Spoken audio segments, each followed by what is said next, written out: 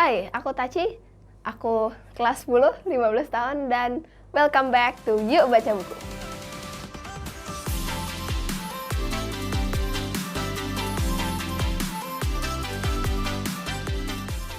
Jadi buku yang abis aku baca kali ini judulnya adalah How to Be a High School Superstar by Cal Newport. Buku ini menceritakan mengenai bagaimana caranya kita bisa mengatur waktu, mengatur inovasi-inovasi kita agar kita bisa menjadi orang-orang terbaik dari yang terbaik. Part 1 dari buku ini menceritakan tentang the law of underscheduling, di mana di part ini menjelaskan tentang manajemen waktu. Tapi kalau yang lain mungkin menjelaskan tentang betapa kita harus mengatur waktu sesibuk-sibuknya, Cal Newport justru menyarankan kita punya waktu sebanyak mungkin yang free time. Jadi kita punya waktu untuk mengerjakan hal-hal lain. Cal Newport juga mengatakan bahwa catatan yang baik dapat menghemat waktu jauh lebih banyak. Jadi dia mengajarkan juga salah satu cara mencatat yang baik, salah satunya menggunakan metode QEC. QEC itu adalah question, evidence, conclusion, di mana kita harus bertanya dulu. Misalnya dalam pelajaran sejarah, bagaimana budaya Buddha bisa masuk ke Indonesia, itu questionnya.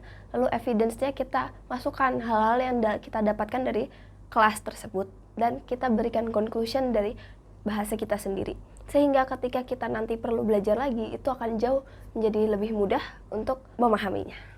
Part kedua adalah tentang the law of focus, di mana ini lebih menjelaskan tentang kenapa sih kita perlu free time. Jadi ketika seorang yang the best of the best itu, dia harus punya passion yang mendalam tentang suatu hal. Jadi ketika free time-nya itu bukan dipakai untuk scrolling, untuk ngechat mungkin atau whatsoever, tapi dipakai untuk mendalami free time-nya dia. Dan ketika the law of focus ini adalah kita tuh fokus sama satu passion yang kita miliki. Di part ini, Cal Newport juga menjelaskan tentang seorang student itu seperti an honest peacock. Kalau dia jujur dengan passionnya dia bahkan tidak perlu capek-capek mengatakan bahwa oh aku passionnya ini. It will shine bright in her personality. Dan part ketiga atau part terakhir dari buku ini adalah the law of innovation. Jika kita hanya fokus pada hal-hal yang biasa-biasa aja, tentu saja kita akan jadi orang yang biasa-biasa aja. Misalnya the law of innovation, kita harus melakukan inovasi-inovasi yang memang tampak hebat dan terlihat hebat, dan mungkin emang aslinya hebat. Tapi the law of innovation ini adalah hal-hal yang sebenarnya mudah dilakukan, tapi susah dijelaskan. Misalnya, dia bisa menulis buku best selling. Itu kan sebenarnya mungkin bagi orang itu sebenarnya nggak susah-susah amat, tapi dia itu bagaimana dia bisa buku itu bisa sampai best selling itu susah dijelaskan. Dalam part ini dia juga mencontohkan tentang seorang anak bernama Kevin, di mana Kevin ini adalah seorang pemain gitar di rock band di sekolahnya, dan juga seorang penulis buku tentang computer science. Tapi apa yang dilihat oleh orang-orang itu jauh lebih banyak di computer science-nya dia, di tulisan bukunya. Bukunya itu best selling ketika dia tulis masih umur 16 tahun. Padahal dipikir-pikir, apa yang dia lakukan di rock band itu juga sama. Secara di rock band itu dia perlu bisa main gitarnya, dan dia perlu latihan, hard work-nya sama dengan dia nulis buku, malah justru lebih kecil. Karena nulis buku itu dia bilang, aku nulis buku kalau iseng aja. Dan disinilah aturan the more is less bekerja. Dan dalam inovasi ini ada 3 aturan. Yang pertama, jangan coba mulai dari nol. Karena dalam dunia yang seperti ini nggak akan ada sesuatu yang benar-benar dari nol. Jadi cobalah untuk lebih kayak, oh aku inspired by him, inspired by her, and I want to do something too like them, gitu. Dan syarat kedua, join komunitas tentang hal-hal yang kamu inginkan, dan cari tahu sebanyak mungkin tentang sekitar dari area yang kamu suka itu. Misalnya musik, dan oh kamu sukanya musik klasik, dan dia pun ada anak yang akhirnya dia baca-baca tentang Beethoven, tentang Mozart, karena dia suka musik gitu. Aturan ketiga adalah manfaatkan sebanyak-banyaknya kesempatan yang kamu punya. Misalnya kamu udah punya kesempatan untuk join komunitas mengenai passion yang kamu miliki, sebaiknya manfaatkan semua kesempatan yang ada di sana. Dan ini ada beberapa quotes yang aku suka dari buku ini. Yang pertama adalah, "There's no such thing as a natural born reader." Dimana berarti nggak ada orang yang naturally dari lahir emang udah pasti jadi seorang pembaca.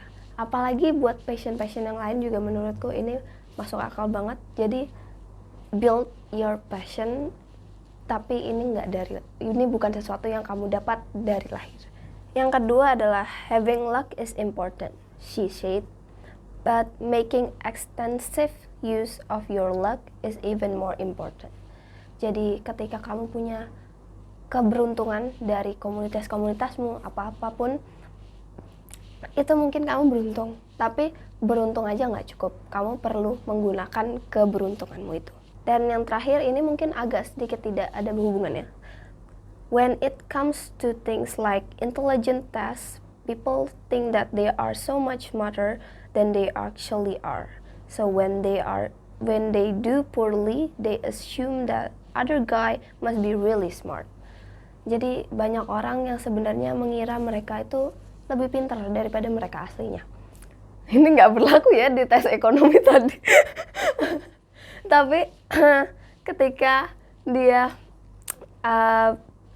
melihat ada orang lebih pintar dari dia akan jadinya lebih memikirkan kalau orang itu pasti pinternya pakai banget gitu. Padahal this is kind of a toxic thing to do gitu, karena ketika kita terus membandingkan itu kan juga jadi buruk ya. Jadi kita perlu bagaimana kita sadar diri dan kita perlu berkembang gitu.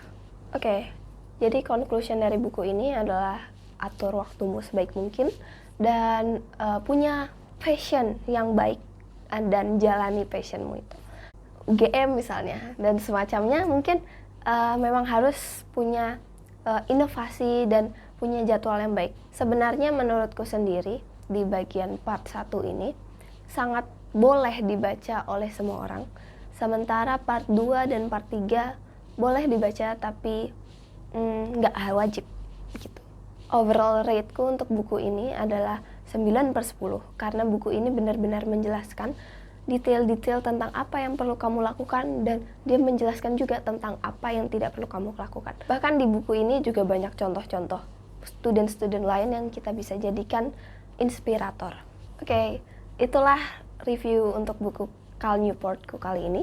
Dan sampai ketemu di Yuk Baca Buku berikutnya. Dan lupa like, comment, dan subscribe. Bye-bye!